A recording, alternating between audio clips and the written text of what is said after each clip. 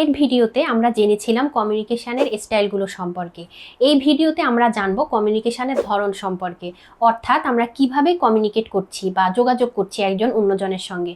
কমিউনিকেশনের ধরন নিয়ে কথা বলতে গেলে প্রথমে আমাদের যে জিনিসটা মাথায় আসে সেটা হচ্ছে আমরা কথা বলার মাধ্যমে যোগাযোগ করছি, অর্থাৎ আমরা ভাষা ব্যবহার করছি, আমরা শব্দগুলোকে মুখে উচ্চারণ করছি কথোপকথনের মাধ্যমে, যেটাকে আমরা বলছি ভার্বাল কমিউনিকেশন।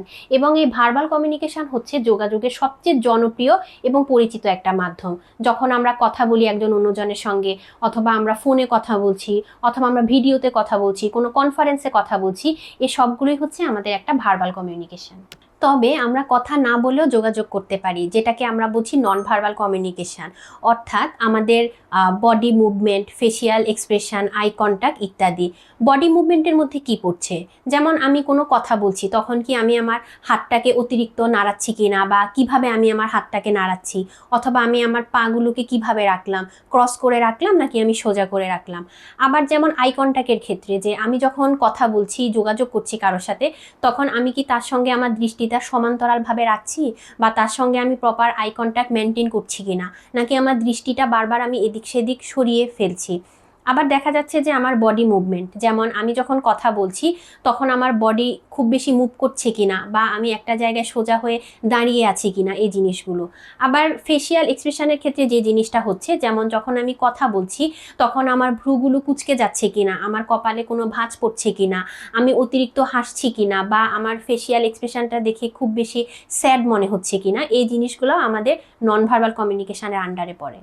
ভার্বাল কমিউনিকেশনের ক্ষেত্রে তথ্য সহজভাবে ব্যাখ্যা করা যায় এবং তাৎক্ষণিক একটা প্রতিক্রিয়া পাওয়া যায়। এবং যখন দেখা যায় আমরা আমাদের অনুভূতিগুলোকে প্রকাশ করতে চাই, বা আমরা সহমর্মিতা প্রকাশ করতে চাই, সেক্ষেত্রে আমাদের নন ভার্বাল কমিউনিকেশনটা খুব হেল্পফুল হয়ে থাকে। একজন লিডার হিসাবে ভার্বাল কমিউনিকেশানে আমাদেরকে খুব ফ্লুয়েন্ট হতে হয়। এর পাশাপাশি নন ভার্বাল কমিউনিকেশানটা খুব পাওয়ারফুল টুলস হিসাবে আমাদের জন্য কাজ করে। যেমন আমি যখন একজন লিডার হিসাবে থাকবো, তখন আমাকে খেয়াল করতে হবে আমার বডি পোস্টারটা কেমন অবস্থায় আছে, আমি আমার আর্মসগুলোকে আনক্রসড অবস্থায় রেখেছি কিনা, আমার পাগুলো গ্রাউন্ডে আছে কিনা, সেটা আমার খেয়াল রাখতে হবে।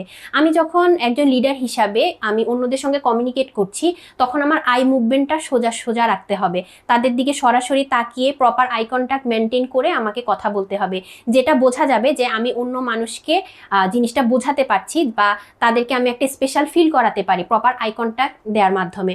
এছাড়া হতে পারে যে আমি যখন তাদের সঙ্গে কথা বলছি তখন আমার ভয়েস টোনটা কেমন হচ্ছে।